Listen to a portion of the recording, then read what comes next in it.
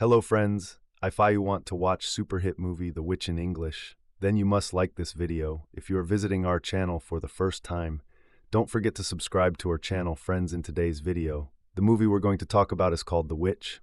We will talk about what this movie is and where you can watch it, all the interesting facts about this movie in today's video. I'm going to tell you, I am also going to give you all the information on which a platform or on which satellite channel you will get to watch this movie. Also, we will talk in detail about the technical department, music department, pre-production, filming, post-production, budget, box office collection of this film. We will also talk about the story of this film, and I will also give you a small review of the story of this film. Apart from this, we will discuss about the facts of this film storyline, starcast actors' performance in the film, and which character has played which role. That's why I request you friends to watch this video till the end. So let's start. The Witch, stylized as The Witch and subtitled A New England Folktale, is a 2015 folk horror film written and directed by Robert Eggers in his feature directorial debut. It stars Anya Taylor-Joy in her feature film debut, alongside Ralph Ineson, Kate Dickie, Harvey Scrimshaw, Ellie Granger, and Lucas Dawson. Set in 1630s New England, its plot follows a Puritan family who encounter forces of evil in the woods beyond their farm.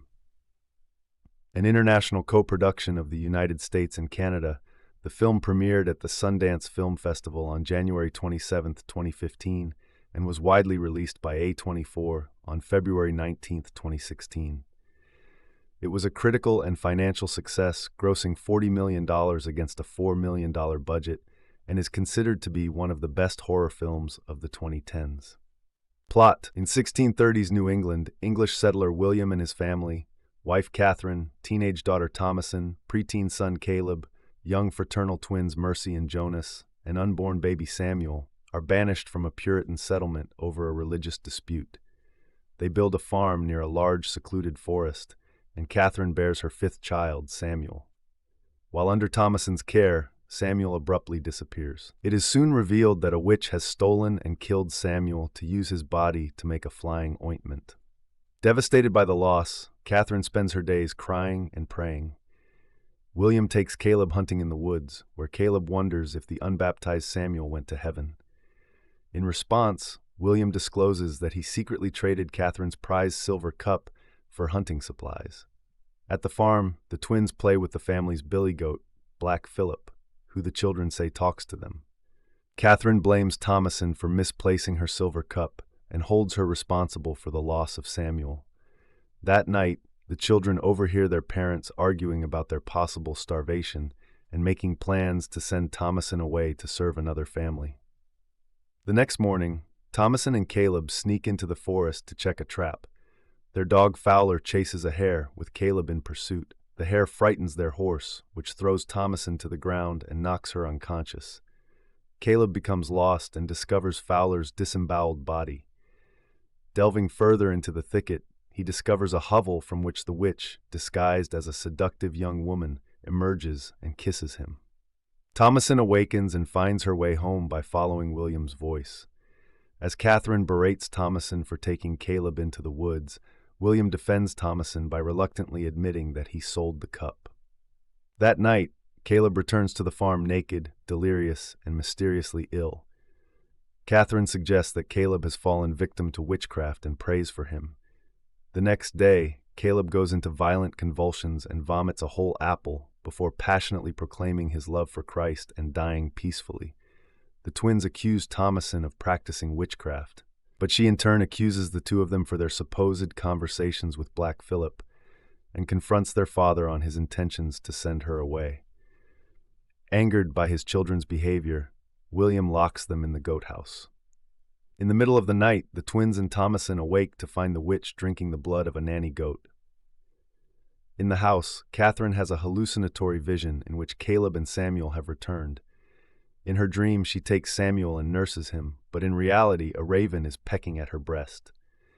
At dawn, William finds the goat stable destroyed, the goats eviscerated, the twins missing, and an unconscious Thomasin with bloodied hands. As she stirs, Black Phillip gores and kills him.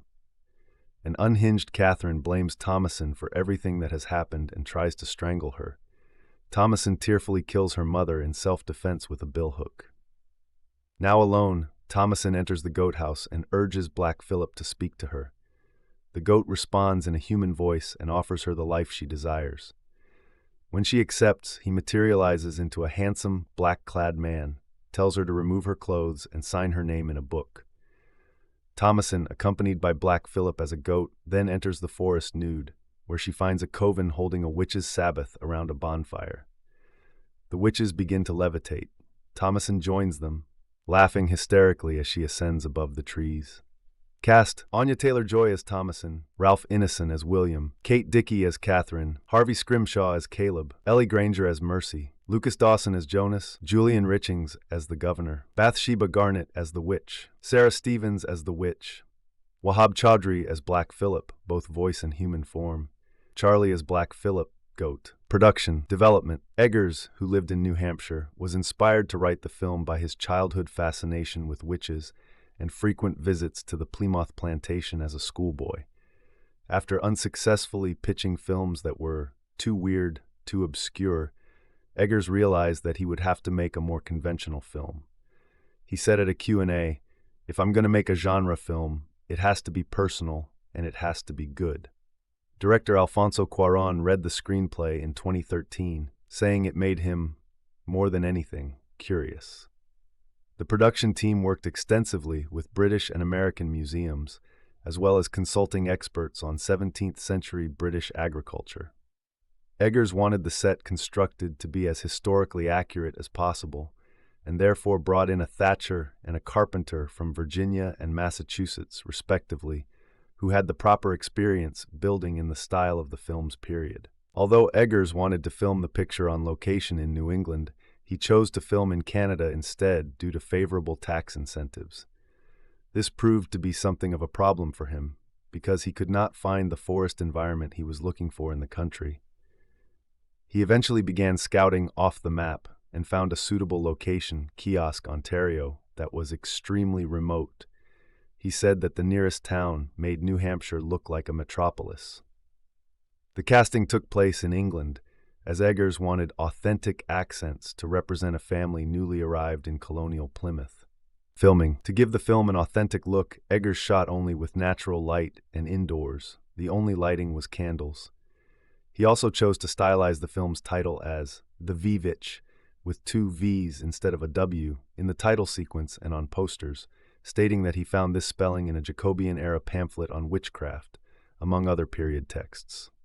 In December 2013, costume designer Linda Muir joined the crew and consulted 35 books in the clothes of the common people in Elizabethan and early Stuart England series to plan the costumes, which were made with wool, linen, and hemp. She also lobbied for a larger costume budget. A troupe of Butoh dancers played the Coven of Witches at the end of the film, creating their own choreography. Music. Mark Corvin wrote the film's score, which aimed to be tense and dissonant while focusing on minimalism. Eggers vetoed the use of any electronic instruments and didn't want any traditional harmony or melody in the score. So Corvin chose to create music with atypical instruments, including the nyckelharpa and waterphone. He knew the director liked to retain a degree of creative control, so he relied on loose play centered on improvisation, so that Eggers could move notes around whenever he wanted. Themes. According to analysts, the film's impact is delivered not through scares, but by the effect of ambience and sonography. This is stylistically represented by the film's use of expressionist lighting, the use of different kinds of camera to draw thematic limits, the editing employed to hide horror from the main sight, and the soundtrack's sonic dissonance accompanying instrumental scenes. Samuel's physically impossible disappearance at the beginning of the film introduces the viewer to the film's atmosphere. The film's plot orbits around a psychological conflict, using a repressive, patriarchal portrayal of Puritan society and the dark, murderous liberation of the witches. The main female character, Thomasin, harbors worldly desires that differ from those of her conventionally Christian family, yearning for independence, sexuality, acceptance, and power. While her father and the Christian God fail to fulfill her needs, Satan speaks personally to her, offering earthly satisfaction. Therefore, with the demise of her family and the rejection of the Puritan society, Thomasin joins Satan and the witches, her only alternative, in order to find her long-desired control over her own life. Her nudity in the last scene reflects her act of casting off the bonds of her previous society. The difference between both options, nevertheless, is rendered blurred by an evocation of equal religious extremism. This is first felt in the architecture of the family's own home, which ironically resembles an archetypal witch's cottage itself, hinting at the gradual reveal that evil is already installed in them. On the opposite side, Satan's temptation of Thomasin also acquires traits of ideological grooming, slowly alienating her from her family. At the end, despite her newfound cause and ecstatic laugh at the coven, Thomasin has not escaped her previous religiosity, but merely changed its direction, turning to murder in exchange for freedom. The symbolic conflict between civilization and nature is also present in all the aspects of the film. The family lives next to a dark forest, a place tied to witchcraft in their culture, which underlines the conflict between their civilized, patriarchal religion and the Gothic, wild, natural world that surrounds them. The forest, as well as the state of nudity, are associated with monstrosity, with the untamed wilderness where forbidden liberation and sexuality emerge. Accordingly, Caleb returns nude after being seduced by the witch. The witches themselves perform their acts while naked, and Thomasin eventually adopts this code upon joining them. At the end of the film, nature triumphs over its adversary, with the Pan-like Black Phillip goring the axe-wielding William in a metaphor for man being consumed by the wild. Release: the film had its world premiere on January 27, 2015, at the 2015 Sundance Film Festival. It was screened on September 18, 2015, in the Special Presentations section of the 2015 Toronto International Film Festival. A24 and DirecTV Cinema acquired the film's distribution rights, 46. As it received very positive reactions in advance screenings, the studios decided to give the film a wide theatrical release in the United States, which occurred on February 19, 2016. The film was released on Blu-ray and digital HD in the United States on May 17, 2016, by Lionsgate Home Entertainment. Special features on the discs include outtakes, an audio commentary by Eggers, the making-of documentary short The Witch, A Primal Folktale, and a 30-minute question-and-answer session featuring Eggers, Taylor-Joy, and historians Richard Trask and Brunonia Barry, which was filmed in Salem, Massachusetts, after a screening of the film. A 4K Ultra HD Blu-ray of the film was released on April 23, 2019. Reception. Box office. The Witch grossed $25.1 million in the United States and Canada and $15.3 million in other territories, for a worldwide total theatrical gross of $40.4 million. In the United States and Canada, the film was released alongside Raisin and Race and was projected to gross $5 to $7 million from 2,046 theaters in its opening weekend. It made $3.3 million on its first day and $8.8 million in its opening weekend, finishing fourth at the box office behind Deadpool, $56.5 million, Kung Fu Panda 3, $12.5 million, and Raisin, $11.8 million. Critical response. On review aggregator website Rotten Tomatoes, the film has an approval rating of 90% based on 336 reviews, with an average score of 7.8/10. The website's critics' consensus reads, "As thought-provoking as it is visually compelling, The Witch delivers a deeply unsettling exercise in slow-building horror that suggests great things for debuting writer-director Robert Eggers." On Metacritic, it has a weighted average score of 84 out of 100 based on 46 critics, indicating universal acclaim. Audiences polled by CinemaScore gave the film an average grade of C- on an A+ to F scale, while Post-Track reported filmgoers gave it a 55% overall positive score and a 41% definite recommend. However, some critics, as well as audiences, were less pleased with the film. Ethan Sachs of the New York Daily News wrote that the film does not suffer from the cinematography, acting, or setting, and early on it seems that The Witch is tapping a higher metaphor for coming of age, or religious intolerance, or man's uneasy balance with nature, or something. It doesn't take long into the film's hour-and-a-half running time, however, to break that spell. Critics noted that the film received backlash from audiences regarding its themes and slow approach to horror.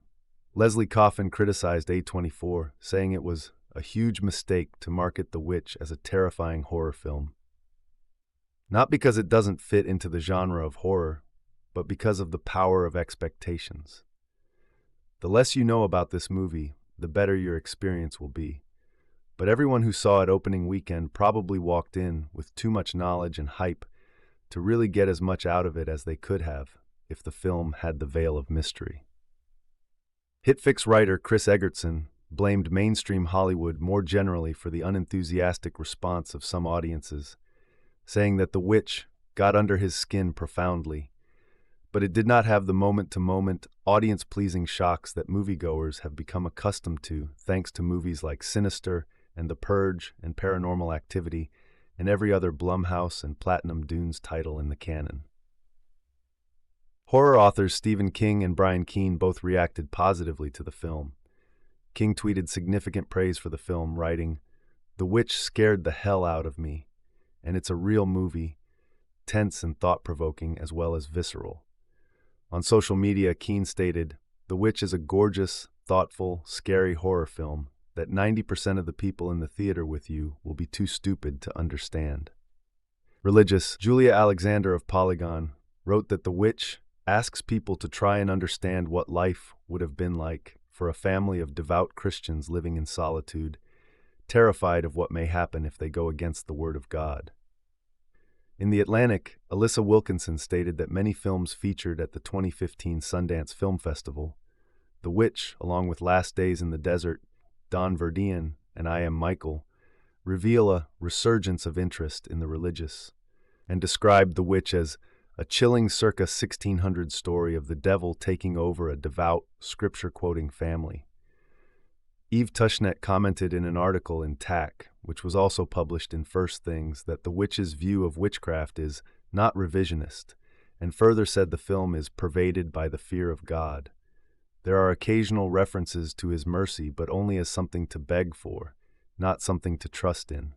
A review by Adam R. Holes in Plugged In, a publication of the conservative Christian organization Focus on the Family, heavily criticized the film, stating that William is absolutely devoted to leading his family in holiness and the ways of the Lord, which should be a good thing. But the fruit of William's rigorous focus on dogmatic piety isn't a lifting of burdens, which we're told should happen in Matthew 11:30, or a joyful celebration of living life to the fullest, as is referenced in John 10:10. Rather, it is deep fear and morbid meditations on hell, damnation, and the forces of spiritual darkness. Josh Larson of Think Christian, however, offered a different Christian explanation of the conclusion of the film, writing, "When it comes to encountering evil, the family in the film veers wildly back and forth between triumphalism and defeatism, two theological extremes. And in refusing to allow for grace, they become easy pickings for the witch." Emily Vanderwerf of Vox wrote, "A24 could have just as easily courted the approval of, say, theologians who have a fondness for Calvinism. The Witch takes place in colonial America, and it unfolds from the perspective of period Christians who genuinely believe the woods around their tiny farm contain some sort of evil, supernatural being, and are ultimately proved correct. The Witch, a period drama horror film by first-time writer-director Robert Eggers, tellingly advertises itself as a New England folk tale instead of a fairy tale. Fairy tales are at heart parables that prescribe moral values. The Witch, a feminist narrative that focuses on an American colonial family as they undergo what seems to be an otherworldly curse, is more like a sermon. Sermons pose questions that use pointedly allegorical symbols to make us reconsider our lives, just as one character uses the Book of Job to understand her role in her family. More on Job shortly. But The Witch is not a morality play in a traditional sense. It's an ensemble drama about a faithless family on the verge of self-destruction, and it is about women and the patriarchal stresses that lead to their disenfranchisement. For a while, it is unclear which character is exactly the focus of The Witch. It's probably not grieving Mother Catherine, Kate Dickie, though Eggers gives ample consideration to her mourning of infant son Samuel, who has disappeared under unusual circumstances. And it's definitely not Catherine's mischievous young twins Jonas and Mercy, Lucas Dawson and Ellie Granger, respectively. Though mercy does often speak for her and her brother's inability to understand how the world works after their family is banished to a foreboding forest by a nearby colony. The film's main protagonist might be William, Ralph Ineson, Catherine's troubled husband. Or it could be her eldest son, Caleb, Harvey Scrimshaw, a young man desperate to defend his father from his mother's frustration. But more often than not, the witch concerns Thomasin, Anya Taylor-Joy, the eldest of Catherine and William's 5 children. Thomasin undergoes puberty under the mistrustful eyes of her family, but realistically, they're not too concerned with her when crops are failing, money is scarce, and Samuel is missing. Still, Thomasin absorbs the brunt of her family's anxieties. Her younger siblings look to her for comfort, but she balks at the added pressure, especially after her mother makes her do more chores than the rest of her family members. There are other subplots in The Witch, but all roads eventually lead to Thomasin. That's the dark beauty of Eggers' expansive story. It's not just about the marginalized presence of women in a male-dominated microcosm, but the harsh conditions that can, even under extremely isolated circumstances, lead women to resentment and crippling self-doubt. The Witch is, in that sense, an anti-parable. Eggers eventually leads Thomasin out of the woods, but he takes his time in clearing her path. The result sometimes feels like an imaginary Harold Pinter scripted version of The Crucible, since it follows desperate, lonely souls who do everything: set animal traps, milk goats, till the fields, do laundry, to avoid thinking about what's really troubling them. It takes a while for Thomasin's clan to even consider that their problems are caused by witch or demonic enchantment, but it eventually happens. Before that, there are only signs and portents, particularly evil-looking animals: a tetchy goat, a twitchy hare, and some talkative crows.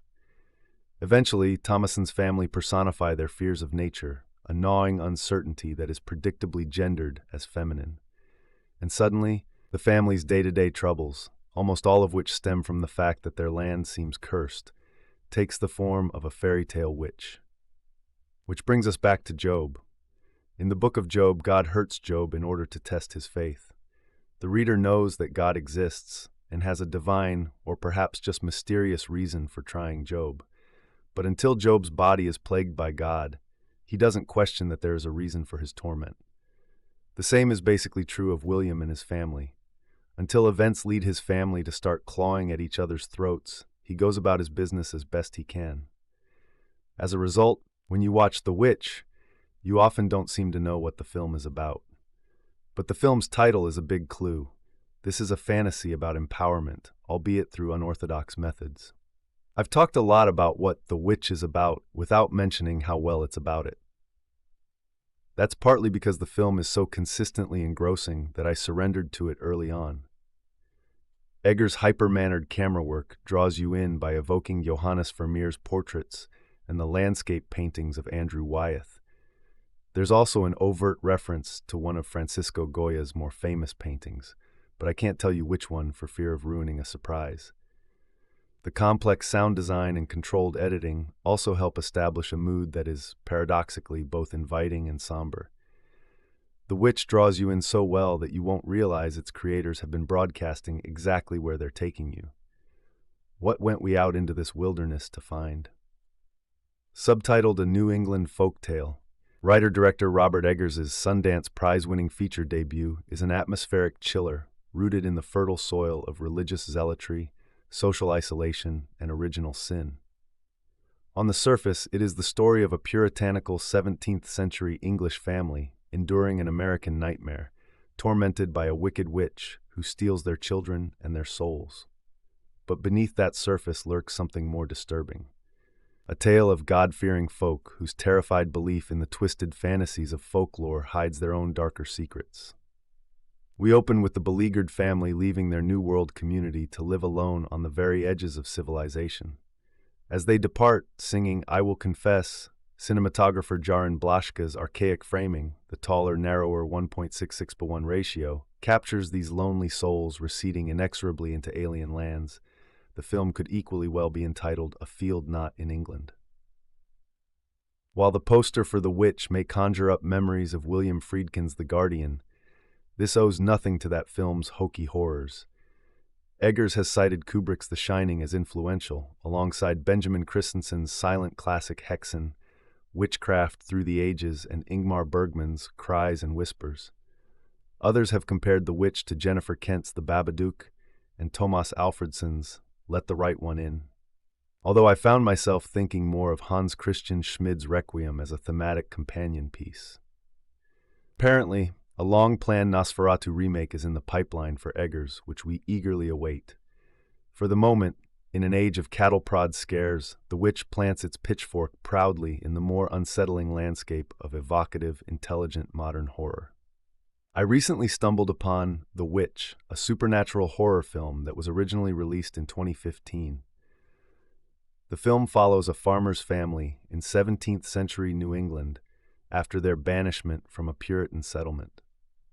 They are forced to relocate and end up choosing a spot to start fresh near the woods and without neighbors. What they encounter is something no one could have predicted. I watched this film twice in a 24-hour period of time. During the first watch, I strongly disliked the overarching plot as well as the characters. However, as I watched a second time, I developed a greater understanding and appreciation for this movie as an art form in itself. Before going into specifics, it is important to note that this movie will be easier to understand with subtitles on. To add to the accuracy of the time period and language, the characters speak with thick accents that were hard to understand on my first watch without subtitles. After reading the dialogue, the movie became more enjoyable and interesting.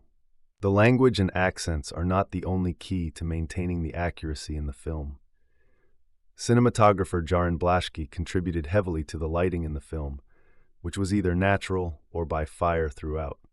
The darkness combined with chilling visuals of the outdoor scenery made for a convincing setting that is certainly not on my travel bucket list. I found that this also allowed The Witch to excel compared to some other horror films. Everything felt raw and realistic. The crew did wonders with capturing horrific imagery as well. Throughout the film, viewers are exposed to naked bodies, bloody scenes, dead animals, and cult-like rituals. I consider these types of shots to make or break horror films, as many can come off as cheesy or fake. Yet this film appears to use no special effects, which goes back to the accurate depiction of the 17th century. This follows along with the history behind what possibly inspired The Witch. Events like the Salem witch trials happened not long after the time period this movie took place. In a setting with no technology and few people, the events that happen are chilling to witness as the family slowly falls deeper into a mess their prayers will not fix. The part of the film that angered me the most was Catherine's character. Catherine plays the mother of the 5 children. Thomasin is the oldest daughter, who ends up targeted since younger brother Samuel's disappearance in the beginning. Thomasin later ends up being the one found after brother Caleb disappears in the woods, only to appear later without clothing and delirious. He awakens one final time, speaking nonsense while coughing up blood and an apple, resulting in his death. His death is blamed on Catherine, who is claimed by the twins, her only alive siblings left, to be a witch. They are not far from the truth. The witch is shown in the film to be responsible for the deaths and disappearances thus far. Thomasin, however, has no part in this yet. With the traumatic events taking place, it was upsetting to see Thomasin take the blame for every problem. What happens in the end, while fitting, is even more traumatizing. I do feel like the end to this film is beautifully unusual. As a supernatural horror, we do not see much of the witch who causes the family's troubles. Rather, we see the family fall into a state of madness, turning on each other and leading to their ultimate demise. Thomasin's character ends up being locked in a shed-like structure overnight with the twins and Black Phillip, the goat, who ends up embodying some sort of devil that can speak. After waking up, she watches her father killed by Black Phillip. Shortly after, Catherine stumbles out of the house, yelling at Thomasin for the latest mess to no one's surprise. She engages in a brutal fight with Thomasin, attempting to strangle her to death. In the end, Thomasin has to kill her mother to survive. This part was difficult to watch, as Thomasin's character embraces a limp body after the deed is done. There is love and regret, but it is towards a person who treated her heartlessly. From the beginning, Thomasin's character stood out, and was picked on more than the rest. To see her be the only one walking away alive was decent. I found it interesting to watch her decline into the madness of the whole situation. The ending leaves the door open for interpretation, with a floating Thomasin who appears to have sold her soul to the devil. With the circumstances her character was under, I feel like this was a sensible end, but we are left to wonder what happens next. The twins' fate remains unclear. I would rate The Witch a 7/10, mostly due to the incredible accuracy used to depict the terrors that once flooded real-world towns. The film took that fear and gave it a horror movie twist that deserves to be a classic. Review The Witch stars Anya Taylor-Joy, Ralph Ineson, Kate Dickie, and Sarah Stevens. It was written and directed by Robert Eggers. Eggers is also known for The Lighthouse and The Northman. The film falls firmly into the category of folk horror. It tells the story of a family who has been excommunicated from a Puritan settlement in New England. Soon after the family resettles in an isolated patch of land along the forest, the youngest child disappears. We soon understand that there is a witch lurking in the woods. It's fascinating that the film was only light practically with either daylight or candles. Eggers wanted to give the film a realistic look for the time period. Despite the mythical horror that emerges, the film does a great job at portraying the hardships of life for those who endured this time period. It also explores the witch hunt in a micro-ecosystem. Within the family, everyone starts to blame each other, questioning each other. Panic and distrust spread very quickly, and hypocrisy runs rampant. You can feel the tension and fear as the stakes continue to rise. One thing that I really loved about this film after rewatching it is how much it plays with the folklore of New England witches.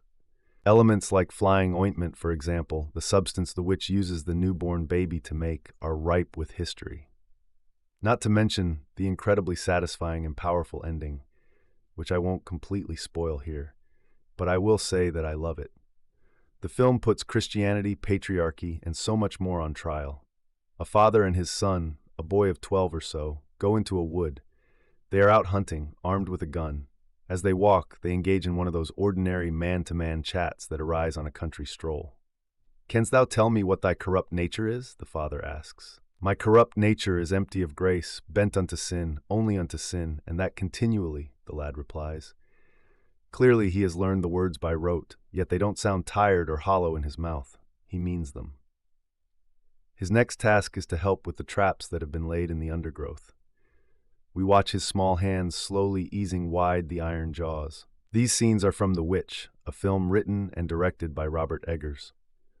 The father is William, Ralph Ineson, who is tall and roughly bearded, with a hatchet face.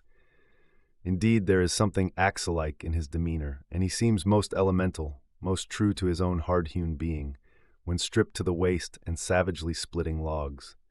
He would make a good executioner. The boy is Caleb, Harvey Scrimshaw, who looks solid enough, though a flame of fear burns in his eyes. William is married to Catherine, Kate Dickie, and they have 4 other children, an older daughter, the radiant Thomasin, Anya Taylor-Joy, twins, Mercy, Ellie Granger, and Jonas, Lucas Dawson, young and mischievous, and a baby named Samuel. He is tended to one day by Thomasin, who plays peekaboo for his delight in the open air. 3 times she covers and uncovers her eyes, and he laughs. The 4th time she uncovers them, he is gone. The film, bearing the subtitle, A New England Folk Tale, is set around 1630, meaning that William and Catherine, whose heavy accents betray their roots in the north of England, belong to the early generation of settlers. This particular family, though, has been doubly exiled, first across the ocean and then from the fortified village where they used to reside. In the opening scene, William is brought before a council of his fellow citizens and accused of prideful conceit. What exactly that entails we never know, and he claims to have practiced only the pure and faithful dispensation of the Gospels. But the outcome is harsh. He and his kin are banished with all their possessions piled on a cart. The wilderness awaits. The rest of the action takes place on the verge of a forest, the classic habitation of a fairy tale. That is where William, Catherine, and their children build a home and try to forge a life, with the dense gloom rustling beside them. When Samuel is snatched, we see him, or think we see him in a glimpse, being carried through the trees by a scuttling figure, caped in red. We are meant to recall not just the Brothers Grimm, but Nicholas Roeg's Don't Look Now, 1973, in which the alleyways of Venice were prowled by a similar scarlet fiend. What occurs after the abduction is the first of many terrible rites. A female form, naked and unnamed, pounding at something within the rotten trunk of a tree, like an apothecary with a mortar and pestle, and smearing herself with gore. This is, to put it mildly, an uncommon state of affairs for anyone who frequents the cinema, the theater, or the opera house. How many people, these days, heading out of Don Giovanni, are honestly shaken by the mortal terror of the hero in his final conflagration? Which of us treats The Crucible, set 60 years or so after the events of The Witch, as anything but a reflection on the political hysteria of the time in which it was written? The problem is simple. We can't be damned. One gradual effect of the Enlightenment was to tamp down the fires of hell and sweep away the ashes, allowing us to bask in the rational coolness that ensued. But the loss, to the dramatic imagination at any rate, has been immense. If your characters are convinced that a single action, a word out of place, or even a stray thought brings not bodily risk but an eternity of pain, your story will be charged with illimitable dread.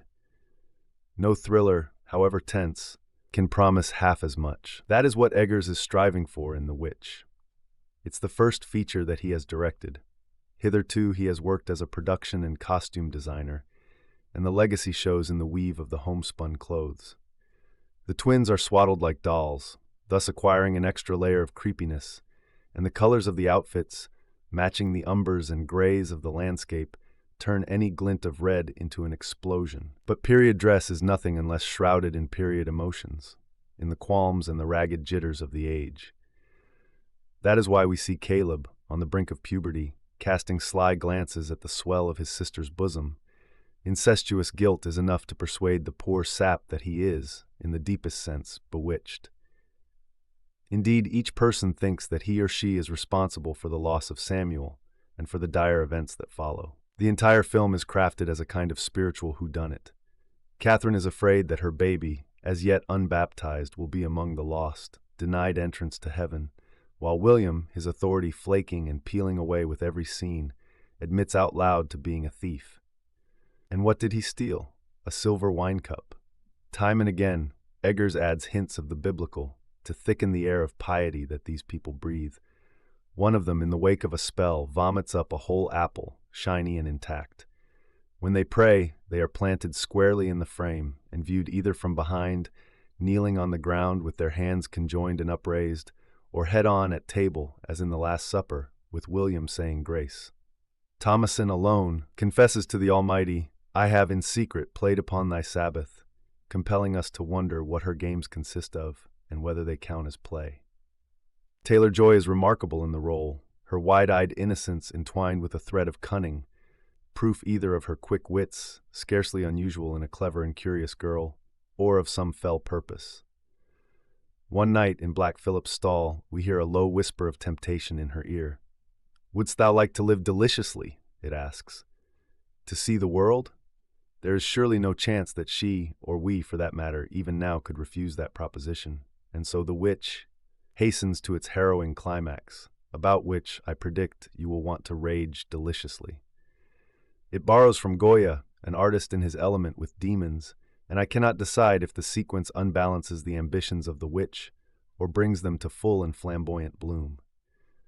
But this is a scary movie and a serious one, because it lures us into the minds and the earthly domains of those who are themselves scared night and day, that they have forfeited the mercies of God.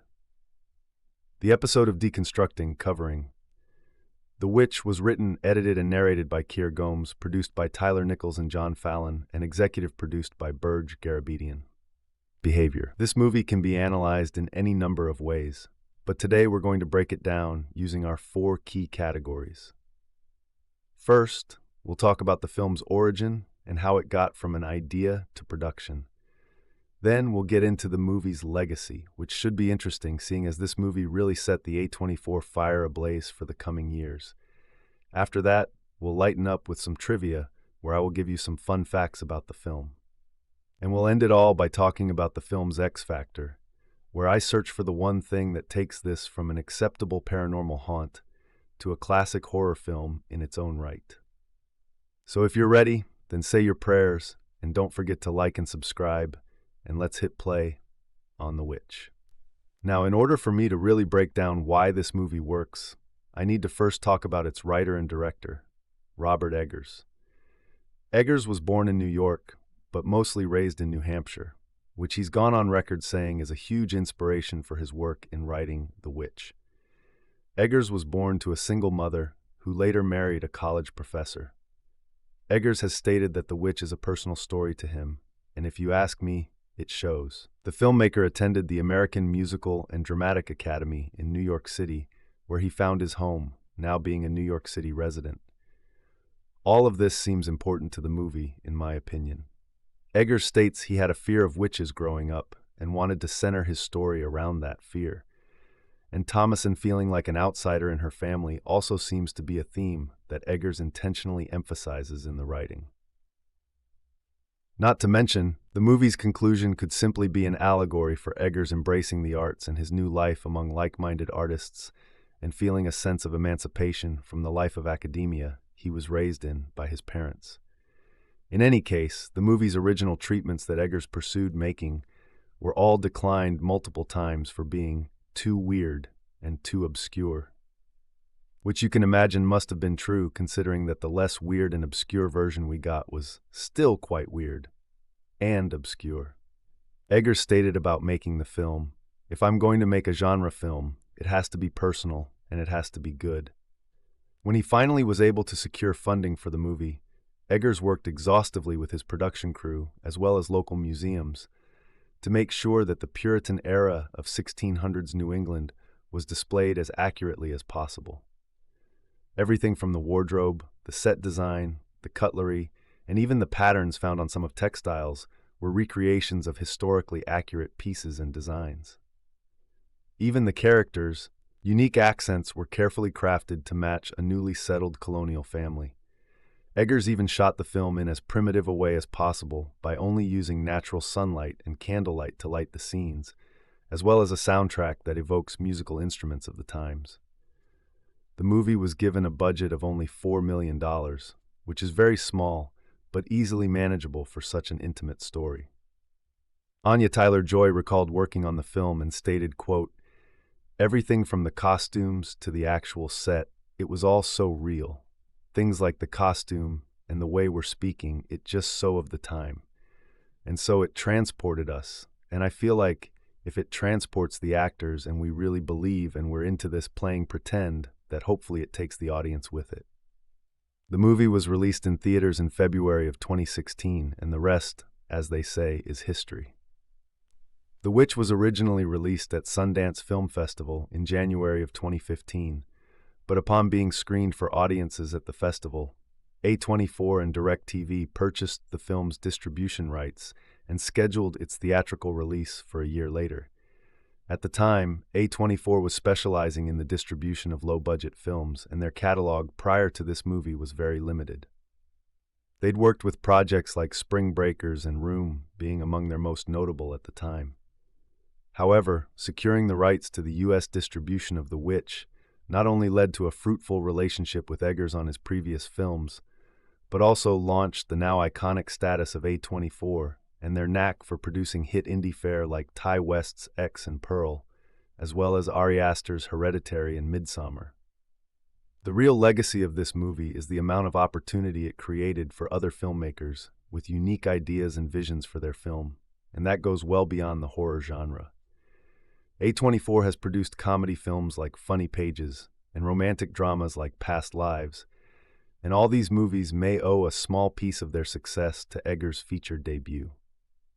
So when your film buff friend wears his A24 dad hat to your next function, make sure you mention The Witch. See if they respect the OG as much as they should. This is a movie that was never meant to have a sequel or kick off a franchise, although Eggers' preceding films were also similar in theme to this film, to create an interesting catalog of increasingly mind-bending films. Hell, if it wasn't for this movie, we may have never gotten The Lighthouse or The Northman, which honestly, I don't think I could live without. But the lasting impact that this movie has made comes from the bold and confident direction of this first-time filmmaker. Eggers didn't make this movie like a rookie. He studied. He went deep in order to deliver something truly interesting that visually told his story. This movie is often praised for its ability to pack the entire story into a short runtime with minimal exposition. The movie tells you what it's about and what you need to know in every frame, and it trusts the audience to figure it out without having to be told too much. That is confident filmmaking. There's a picture language to this movie that provides a mood and an unfolding mystery within its images. Simply, this movie's legacy is the trust that Hollywood gained for Robert Eggers and the entire A24 organization off this one movie, which, by the way, made over 10 times its original budget at the box office. Now here's an interesting palate cleanser before we get deep and talk about the finer details of this movie. Did you know that the spelling of the movie, the Vivitch, is spelled with 2 V's instead of a W, because that's how the word witch was commonly spelled in the 17th century? As it turns out, the letter W was not very common in those days. I still have a habit of jokingly referring to this movie as the Vivitch, which either annoys or confuses just about everyone. Am I alone in that? Comment below if you do it too. There are only a handful of characters in the film, and all of them are exceptionally good, especially the powerful performance of Harvey Scrimshaw as Caleb. I was astonished to see such dedication in acting at such a tender age. Even in scenes that are incredibly uncomfortable to watch, each of them nailed it. Catherine is played by Dickie, and William, husband of Catherine, is played by Ralph Ineson. The conversation between them, a husband and a wife, is heartfelt, difficult, gut-wrenching, and sometimes plain painful to watch. The writing is done with such precision that it actually feels like a family banished from society. The hardships and troubles are right up front, and even the audience can't help but empathize with the scenario. The pacing of the film mostly works, balanced with action, dialogue, which by the way is absolutely mesmerizing to hear, and horror.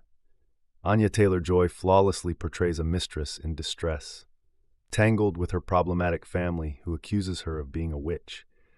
The Vivitch is not a very long film, but it sure feels that way due to its tone. It's a brilliant piece of art, and watching the film is equivalent to reading an ancient New England folklore. This time, your mind doesn't do the imaginative work. Robert Eggers does the work for you, with the aid of a gorgeously made set that is scary, dialogue that is immersive, and characters that are believable.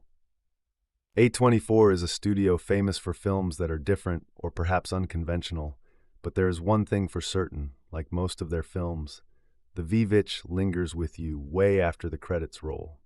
The Witch was written and directed by Robert Eggers in his full-featured directorial debut. It follows a family of Puritans that has exiled themselves away from their colony and live on the edge of the forest. William, Ralph Ineson, and Catherine, Dickie, try to raise their children in the ways of God, but their belief system is so wound up in knots that faith and fear appear to be the same thing. When evil starts coming about, it almost seems they've invited it in. Eldest daughter Thomason, Anya Taylor-Joy, son Caleb, Harvey Scrimshaw, and youngest twins Mercy, Ellie Granger, and Jonas, Lucas Dawson, are trying to be as devout as their parents. But they're children, and children wander. The twins play with a goat and act up like the goat speaks to them. Prepubescent Caleb sneaks peeks at his sister's female shape. Thomason makes up dark fantasies to scare the rebellious twins. They're cracks in the surface of innocence, but in this world where faith is as tight as a noose around your neck, those things can doom them all. The problems escalate when Thomason loses newborn baby Samuel. You see her playing peekaboo with him, a good distance from the forest. She's barely covering her hands and opening them. It is already slightly disturbing as we watch from Samuel's perspective. The camera then switches to Samuel's happy face until one of the takes just shows his empty blanket. You see nothing around Thomason. Nothing could have just steal him away as fast as that. And yet Thomason intuitively looks at the dark woods, just knowing something has dragged his brother in there. The loss of Samuel begins an almost irreversible tipping motion. Catherine is willing to suspect Thomason of losing a precious silver cup, one that we know William has already sold to buy hunting traps. Outside, the crops have perished. Inside, the crop of lies, jealousy, suspicion, and hatred are bountiful. The family is at each other's throats. The threat of harm can come from anybody in this family when consorting with the devil is suspected. Suspicion stars with just a whisper. Innocence is a memory already faded away. In any other setting, this would require some flight of fantasy. But set us back in the 1630s, cooked up in a lonely cabin by the woods, ripe with religious zeal, and it's not too hard to start thinking witchcraft has bloomed early. When Caleb and Thomason steal away during the night after hearing their parents' plans to give Thomason to another family to serve, the children end up in the very woods that they've been constantly banned from entering. After they get split, Thomason ends up being found by her father, but Caleb encounters something much darker in a seductive young woman. The film tones are dark and seldom feel welcoming. This is not a horror movie that caters to the young teenage crowd. There's no fun to be had. The dread is both ethereal and overpowering on every scene. Horror comes as a slow and steady drip. The movie never tries to lull you into a false sense of security. You are forsaken since you start, and you're just discovering as the story unfolds. The entire cast performance is dreadfully excellent, keeping the eerie tone throughout the film that nobody is safe from anybody else. Anya Taylor-Joy conveys the exact mix of a young girl horrified, betrayed, and desperate. Ralph Ineson's gruff voice conveys what feels like the exact balance of conviction and fanaticism. Highly recommended for cinephiles and fans of the horror niche that I can only describe as dread. It's that sensation that starts at the bottom of your stomach and feels like torture.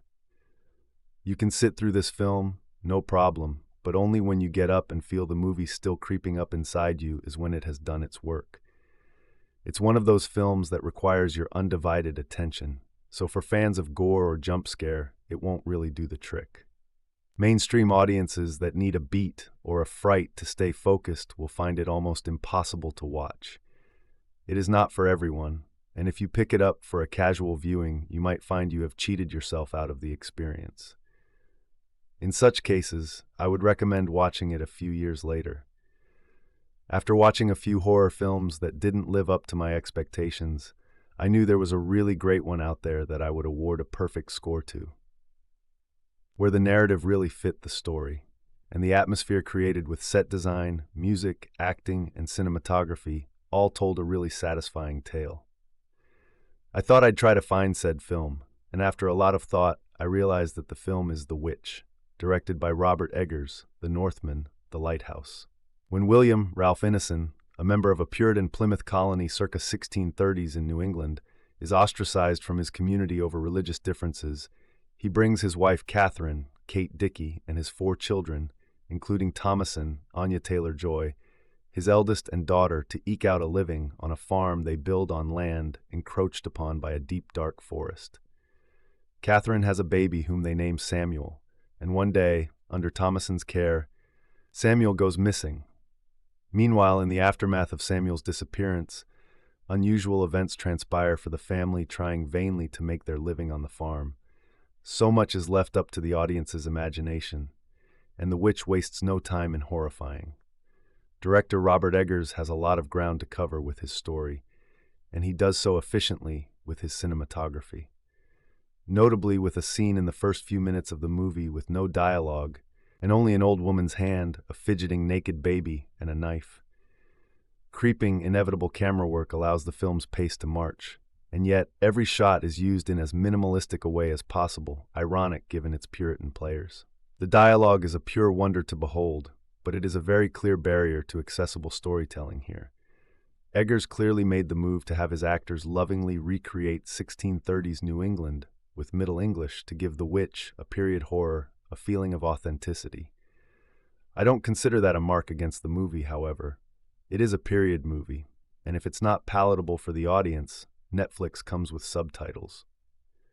The reason why I say accessible, and not a barrier to good storytelling here, is because even the mildly patient moviegoers can figure out Eggers' story here, and the actor ensemble does an excellent job of making their intended actions simple.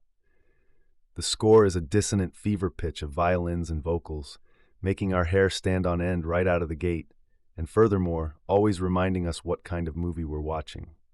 It is blissfully silent, too, when the actors are working their Middle English dialogue magic. The costumes are another wonder in this elegant film. To my untrained eye, the costumes are amazing, a complete cut above any costuming I'd ever seen in a movie, since, well, ever. I am a historical recreationist for a hobby. I'm not terribly good at sewing my own clothing, and I can appreciate the effort made to make it look good. Being friends with recreators in my group who create clothing perhaps just on the cusp of this time period. Everything, clothing, weapons, pouches, looks lovingly handcrafted and brought to life by the costume designer, Linda Muir, who deserves a mention here. Otherwise, with the outdoor sets, Egger's outstanding craft is plain to see here and painstakingly handmade, with the gloomy gray candle-lit indoor sets and natural outdoor lighting doing the rest of his work, setting the scene for colonial period New England. With all of this great scene setting, the actors waste no time creating their characters. Watching her family gang up on Thomason in an unsettling way, I soberly reflected that I was looking at a historical example of a young woman who, if not married by age 16, was sent to or to be a servant for a rich family, work in a poorhouse, or worse. I am no horror film enthusiast. I stray as far away as I can from them, partially because I'm a scaredy cat, but also the frustration with the incredibly stupid decisions characters in these films make. I have seen some of the greats due to my curiosity admiration for certain directors. The Shining and A Clockwork Orange by Kubrick, Rosemary's Baby by Polanski, and Eraserhead by Lynch. What made me watch The Witch by Robert Eggers? Word of mouth. I remember when it came out, many hated it because they couldn't understand the language spoken in it, and the scares weren't sufficient.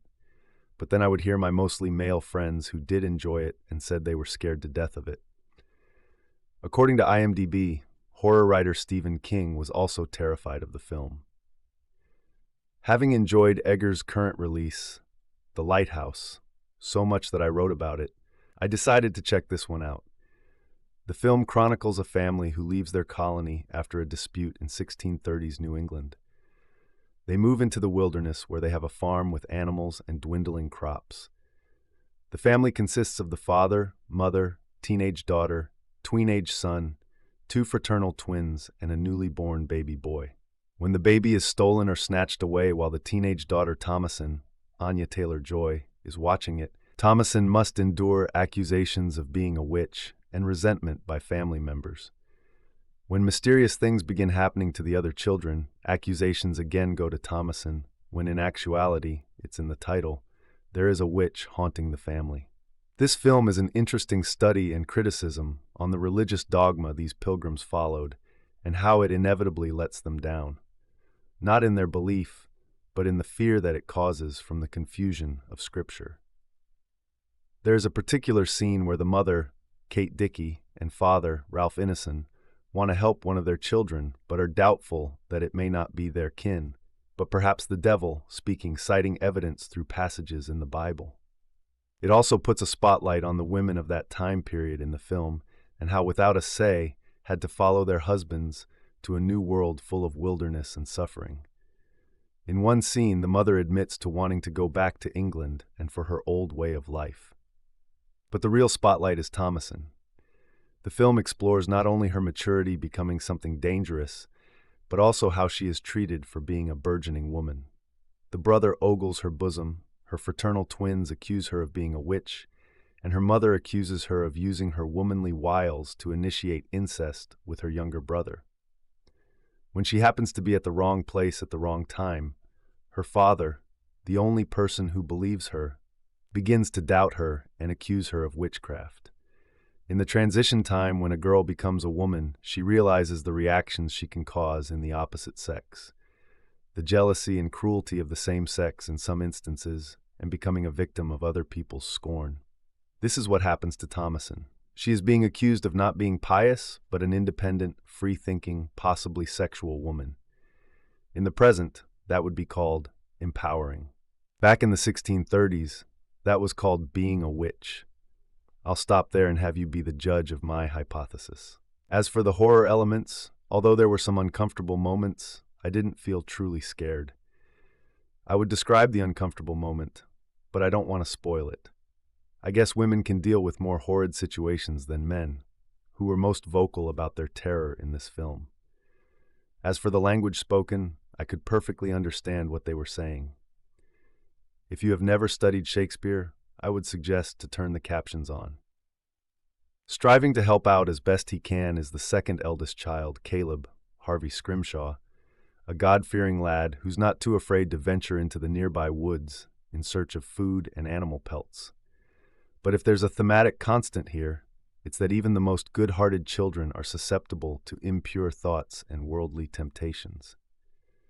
Certainly that's true of the younger twin siblings, Mercy, Ellie Granger, and Jonas, Lucas Dawson, two pint-sized mischief makers who become convinced that Thomasin is the devil's handmaiden, even as they seem to have formed a rather unhealthy attachment to the family goat, the ominously named Black Phillip. The goat, of course, is a widely recognized symbol of Satan, and the presence of Black Phillip is but one of many winking horror tropes that Eggers skillfully puts into play here. Between the bad seed moppets and the ruined harvest, the mysterious disappearances and the frightening instances of animal misbehavior, the witch is rife with intimations of inexplicable evil, of something deeply twisted and unnatural at work. At the same time, the film grippingly ratchets up the family tension on multiple fronts, to the point that it could almost be read as a straightforward portrait of emotional and psychological breakdown, exacerbated by the parents' certainty that every setback is a test from the Lord. Place thy faith in God, William instructs his children more than once, though the implication is clear that unchecked piety, far from warding off demons and monsters, can merely wind up creating new ones in their place.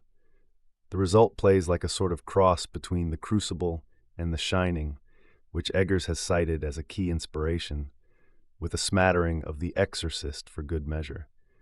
But in peering ahead to the Salem trials, The Witch also faintly echoes Michael Haneke's The White Ribbon, another drama in which the forces of patriarchal repression and the cruel realities of agrarian life will exact a devastating future toll. We're watching not just a private tragedy, but a prequel to a larger-scale catastrophe, sowing seeds of suspicion, violence, and fanatical thinking that will be passed down for generations to come. At the same time, Eggers isn't content with a strictly rational interpretation. He seems fascinated by the lore and iconography of the period, written accounts from which directly shaped the film's archer-than-thou dialogue, by the terror and superstition that flourished in the wake of widespread starvation, illness, and infant mortality, and above all by a grand tradition of supernatural horror filmmaking that has long preyed on those specific fears. If The Witch is ultimately a cautionary tale of Christian belief run amok, it also seeks to give the devil his due, to illuminate a collective paranoid nightmare by blurring the line where grim reality ends and dark fantasy begins. A certain teasing ambiguity remains, not always to satisfying ends. There are moments when the story simply seems to be having it both ways by willfully obscuring the truth of what's going on, and post-screening debates will center heavily around the meaning and necessity of the coda, which puts a hair-raising spin on a classic thriller convention. But at its core, this is a searing, credible portrait of fraught, emotional dynamics at war with unyielding spiritual convictions, fearlessly played by a cast that shares Eggers' dedication at every step. Not least among the director's smart decisions was the casting of two excellent, under-the-radar British actors as the parents, whom we learn emigrated from England not too long before the events in question. Ineson brings tremendous gravitas to the role of the well-meaning but self-deluding William, and Dickie, still best known outside the UK for 2007's Red Road, is all but unrecognizable here. Allowing the odd moment of vulnerability to flicker across her pale, careworn face when it's not twisted into a scowling mask of resentment, the two child leads more than hold their own, whether he's walking quietly through a clearing or, at one point, violently speaking in tongues. Scrimshaw commands the screen with magnetic ease. But if there's any one performer to whom the movie belongs, it's Taylor-Joy as the grievously misunderstood young woman who may or may not be the witch of the title. Capable of looking at once beamingly innocent and slyly knowing, her Thomasin increasingly becomes the movie's voice of conscience and reason, precisely because she threatens to complicate and subvert her parents' rigid moral universe. The hushed intensity of the drama is bolstered at every turn by the precision of the filmmaking, which bespeaks exhaustive research and painstaking execution in all departments. From production designer Craig Lathrop's sets, detail perfect down to the oak clapboards and reed-thatched roofs, to the hand-stitched costumes designed by Linda Muir. Blaschke favors carefully framed, naturally lit compositions, while Louise Ford's sharp editing, though not without its elliptical moments, never lingers at the expense of narrative drive. Crucial to establishing the film's mood is Mark Corvin's Something Wicked This Way Thrums score, which blends eerie choral performances and dissonant strings into an unnervingly cacophonous whole. Why struggle to find era-appropriate costumes, sets, and locations when it's far easier and cheaper to grab a digital camera, go off to the producer's cabin for the weekend, and faux massacre a bunch of 20-something actors? Heck, even when filmmakers dare to set a horror movie in a time period other than present day, the backdrop is more often than not completely incidental to the action, window dressing to make up for the film's other shortcomings, and nothing more. Then there are movies like Robert Eggers' The Witch, the rarest creature of all. A period horror film that favors historical accuracy and atmosphere over things like jump scares and anachronism. After being banished from their small New England village, a family deemed too pious even for their Puritan neighbors tries for a fresh start on a remote homestead. Life is tough for William, Ralph Ineson, Catherine, Kate Dickie, and their 5 children. But when their infant son goes missing while in the care of their eldest daughter Thomasin, Anya Taylor-Joy, the youngest children suspect it was the work of a witch. The parents refuse to believe the devil is at play on their small farm, leaving Thomasin caught in a crossfire of accusation and superstition. What follows is a harrowing tale of paranoia in isolation. One of the reasons The Witch is such a genuinely frightening film is its detailed portrayal of life in 17th century colonial America. Inspired heavily by contemporary folklore and historical records, all of the actors in the film speak in the archaic form of modern English that would have been common at the time. That attention to detail makes the film all the more terrifying when it takes a turn for the supernatural. Maybe there was something to those famed trials in Salem after all. It's a stunning debut feature from Eggers, but much of The Witch's success is owed to its young cast. Taylor-Joy and Harvey Scrimshaw, who plays middle child Caleb, both turn in tremendous performances.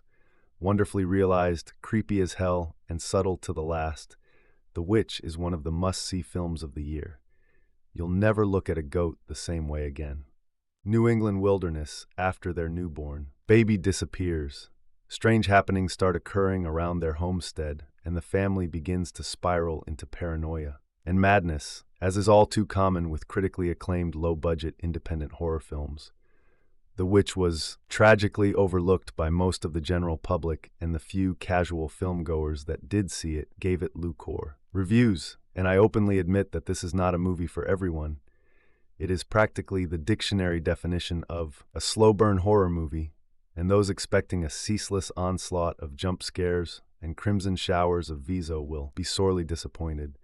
Though it is only about an hour and a half, the film never once felt rushed or bloated, and in fact, feels quite a bit longer than its running time.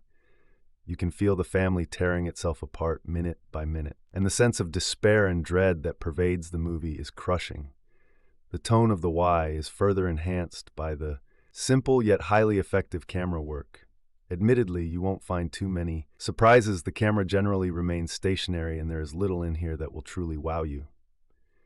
Nevertheless, the cinematography has this sinister, creeping feeling that bodes very well with the film's subject material as Drew. MCN from Hitfix observes, "It feels like we're watching something we should not be seeing.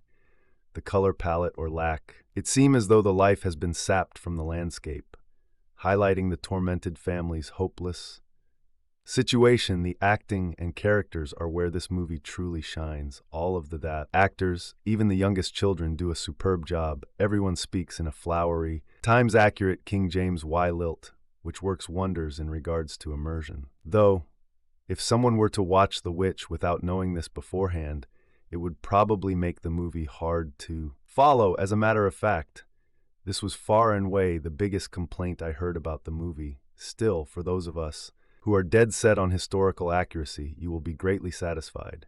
But to be honest, even if there were no accents, the characters would still be fascinating. There's a huge emphasis on the role of religion for early European settlers, and the constant struggle between religious life and the well-being of the family makes for a captivating and suspenseful story. Is there anything I didn't like about this movie from purely objective, critical perspective? There's very little in the why to find fault with. I do think that I should give a fair word of warning. However, though this movie doesn't have a whole lot of on-screen violence, it's still very unsettling and disturbing in its implications. An example would be when the movie reveals the ultimate fate of the family's missing baby. I should also mention that this movie is exactly as scary as you want to be, and no, that isn't meant to knock the film's scariness overall. This just means that if you're willing to use your imagination, really invest yourself into the characters and analyze the fine details which can become the scariest movie you've ever seen. What you put into the movie is directly proportional to what you'll get out of it.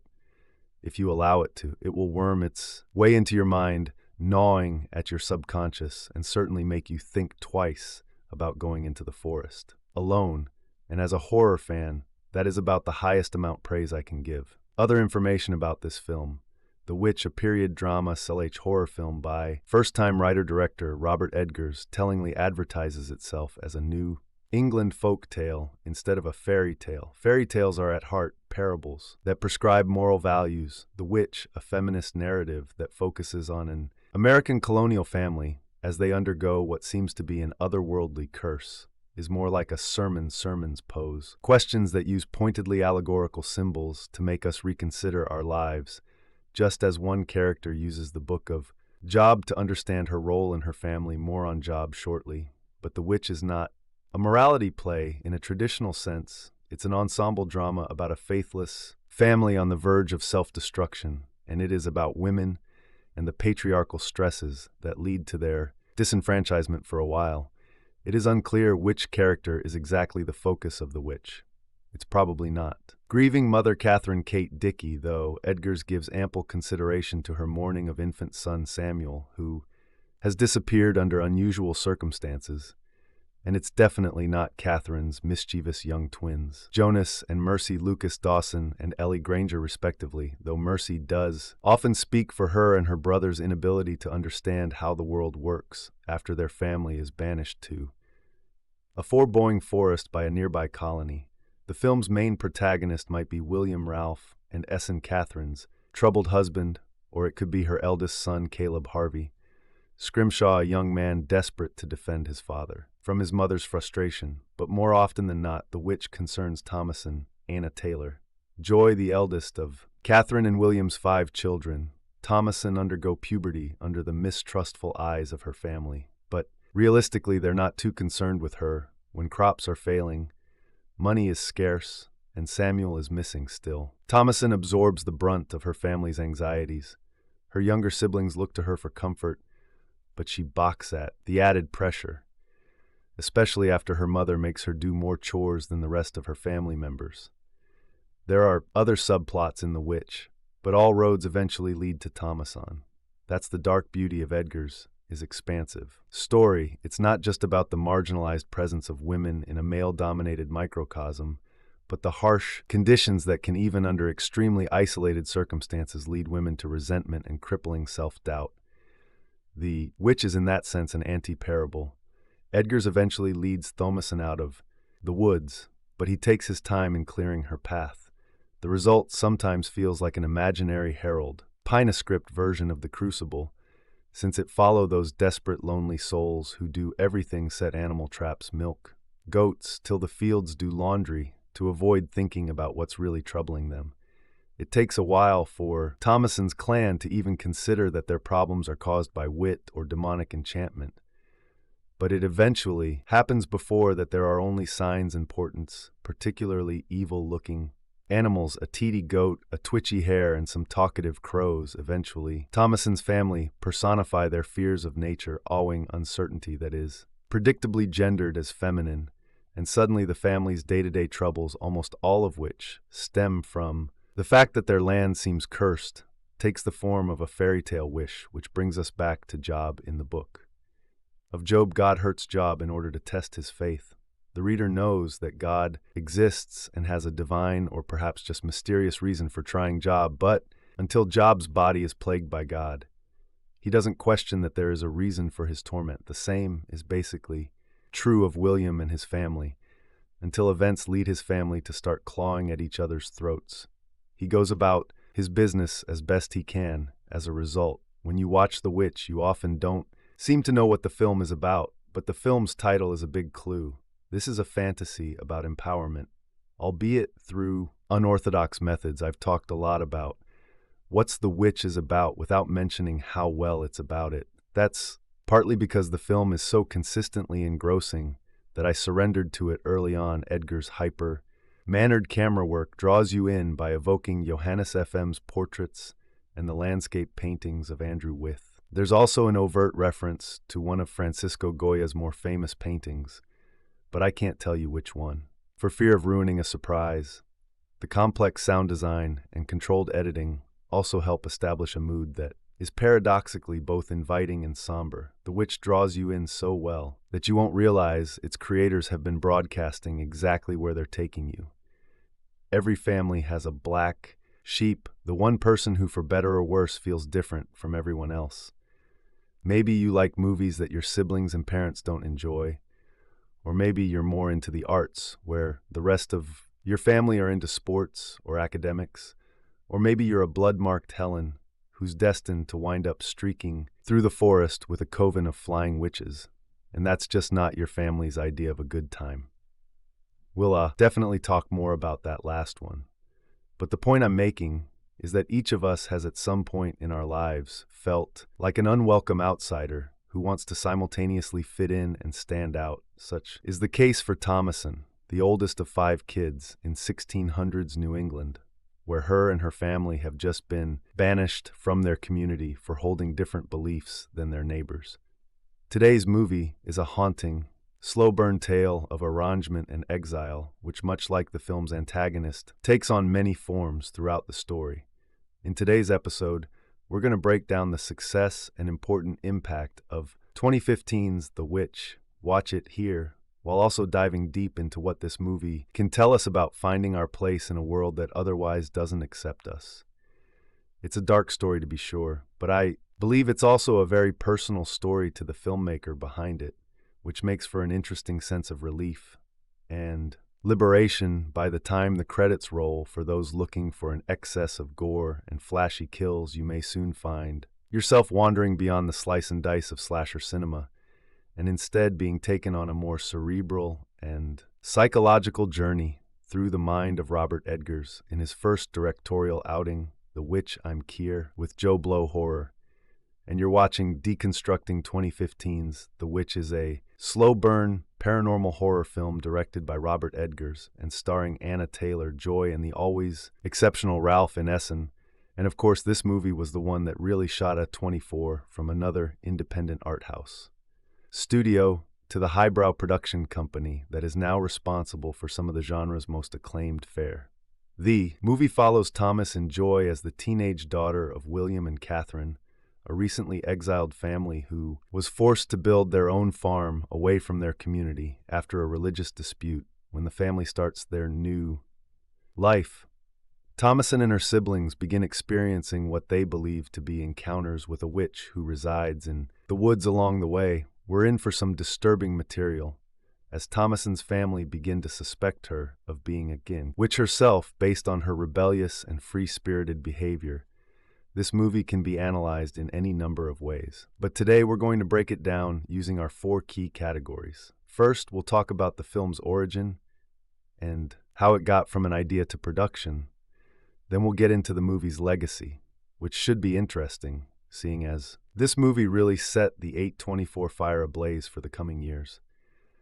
After that, we'll lighten up with some trivia, where I will give you some fun facts about the film, and we'll end it all by talking about the film's X factor, where I search for the one thing that takes this from an acceptable paranormal haunt to a classic horror film in its own right now.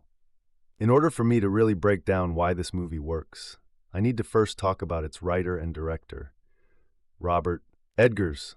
Eggers was born in New York, but mostly raised in New Hampshire, which he's gone on record saying is a huge inspiration for his work in writing The Wish. Eggers was born to a single mother who later married a college professor. Eggers has stated that The Witch is a personal story to him. And if you ask me, it shows the filmmaker attended the American Musical and Dramatic Academy in New York City, where he found his home, now being a New York City resident. All of this seems important to the movie, in my opinion. Eggers states he had a fear of witches growing up and wanted to center his story around that fear, and Thomason feeling like an outsider in her family also seems to be a theme that Eggers intentionally emphasizes in the writing. Not to mention the movie's conclusion could simply be an allegory for Eggers embracing the arts and his new life among like-minded artists and feeling a sense of emancipation from the life of academia he was raised in by his parents. In any case, the movie's original treatments that Eggers pursued making were all declined multiple times for being too weird and too obscure, which you can imagine must have been true, considering that the less weird and obscure version we got was still quite weird and obscure. Eggers stated about making the film, "If I'm going to make a genre film, it has to be personal and it has to be good," when he finally was able to secure funding for the movie.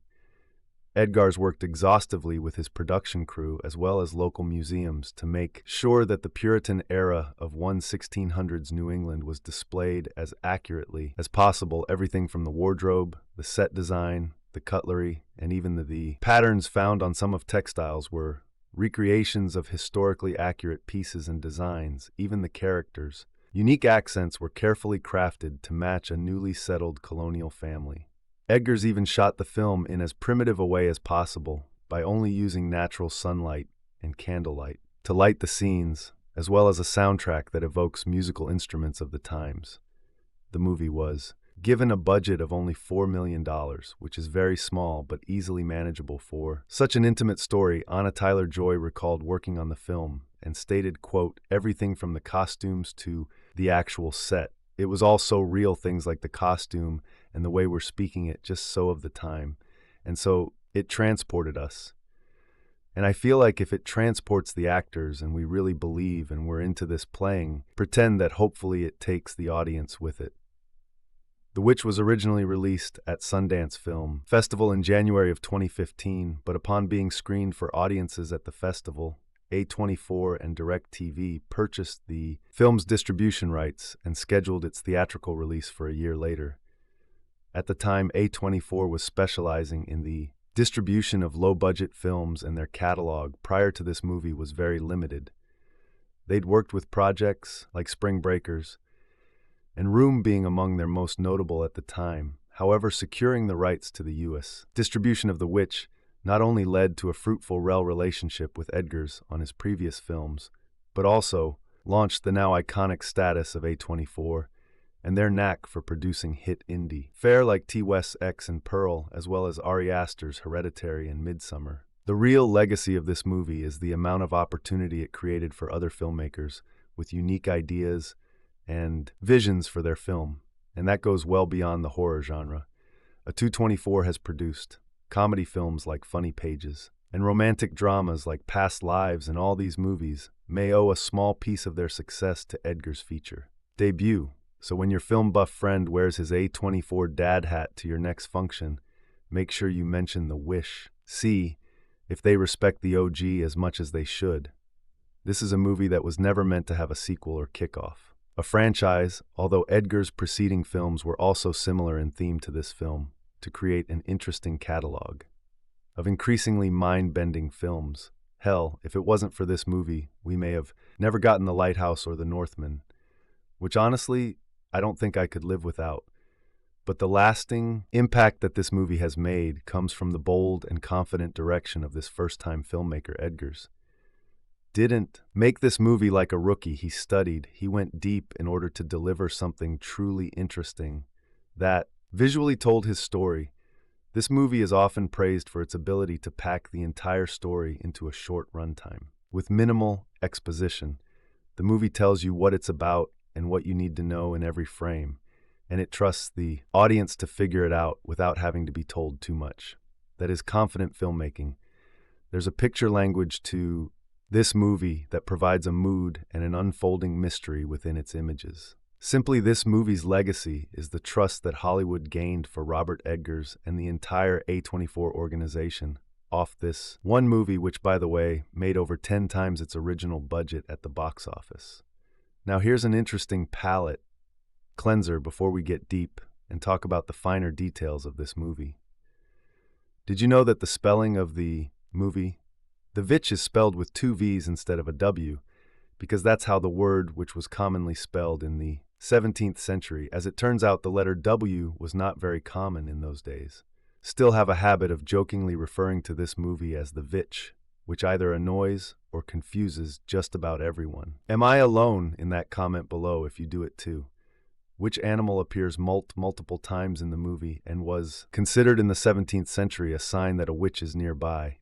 Is it that time already? Because truthfully, I'm not prepared to be at this point in the video. It's not that I think this movie is particularly better than any of the other movies we've broken down, and it's not that I can't find a good aspect to this movie to praise above the rest. It's more that this movie means a lot to me. I mentioned before that every family has a black sheep, and I stand by that. That isn't always a bad thing. See, The Witch focuses mostly on the story from Thomason's perspective. She is well aware that she's the odd one out in her family, and it gets made increasingly clearer throughout the movie that she is different from them. Her religious beliefs, her behavior, her idea of a joke, all different. She's like Matilda and the Wormwords in that she feels almost foreign to her own family, yet doesn't necessarily mind being the black sheep, but in fact embraces it also. If the metaphor isn't clear enough, there is a literal black sheep in the film and it's evil. So, case in point, I also kind of want to rant about how much I appreciated the tension packed into every shot of this movie, from the cinematography by Jiren Blash that pulls your gaze towards the darkness, to the sinister yet somber voice of William, to the disturbing final scene where Thomason is forced to kill her own mother before joining her new family in the most cinematic witchcraft ritual imaginable, and even the lasting hole in my stomach from the deaths of Thomason's siblings. It's all there, and it's all to say one thing: we are the black sheep. But what I really love about this theme is how much it actually says about Thomason. See, her family wants to send her away to serve another family because they think Thomason is too different and doesn't have anything in common with them, yet the family themselves were banished from their own community for the very same reason the family was the black sheep of the community. Thomason was always going to rebel. She was always going to find her own way. She didn't hate her family for hating her despite killing potentially all of them, but instead she honored them the only way she could. She found her own slice of the world where she was free to be herself. And if there's one thing that stands out as the special sauce of this movie, it's that Edgars was bold enough to find his own path, telling his own story in his own way, and he did it on the very first try. More detail. A New England-born, Brooklyn-based talent who started out in the theater, Edgars has several film credits as a production SL costume designer and art director, as evidenced here by his subtle yet meticulous visuals and bony sense of place. The verisimilitude is striking, produced in the abandoned lumber town of Chios in a heavily wooded region of northern Ontario, and lensed by DP Jiren Blash in beautifully muted, mist-wreathed shades of gray. The Witch, which bears the subtitle, A New England Folktale, confines most of its fleet 92-minute running time to a small farm at the edge of a dark forest circus. 1630, a setting whose atmosphere of mystery and menace is no less unsettling for being possibly imagined. This isolated backdrop is no place to build a home or raise a family. Yet that is what farmer William Ralph and Essen is forced to do after being banished from his plantation for some vague but religiously motivated clash of wills. Now, he lives in exile with his severe wife, Catherine Kate Dickie, and their 5 children, each of whom will have his or her part to play in the tense, sparely plotted drama that unfolds starting with the youngest, Leon, suddenly vanishes from the farm while being watched by his sister Thomason Anna Taylor. Joy almost immediately we glimpse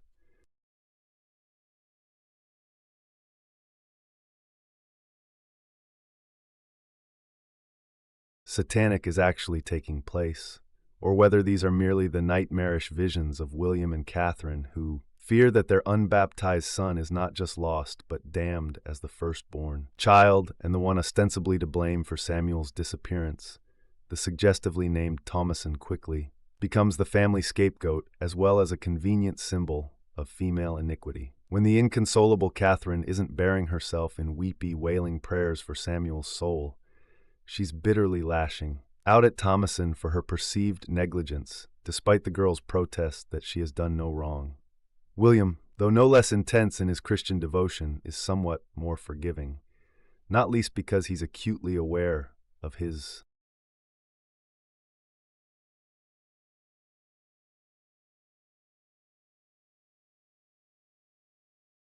for themselves, with a failing crop and no community support to help get them through the difficult months ahead.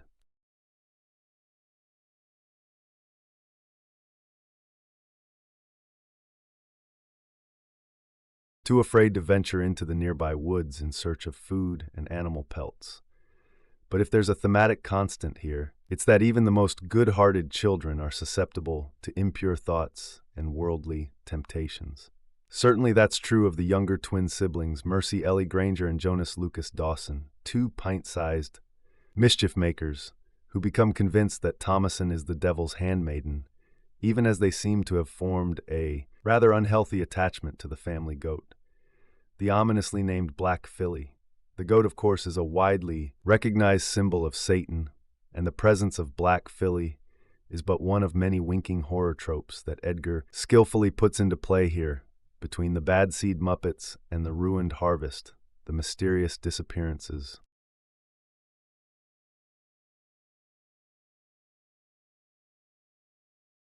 Something deeply twisted and unnatural at work at the same time, the film grippingly ratchets up the family.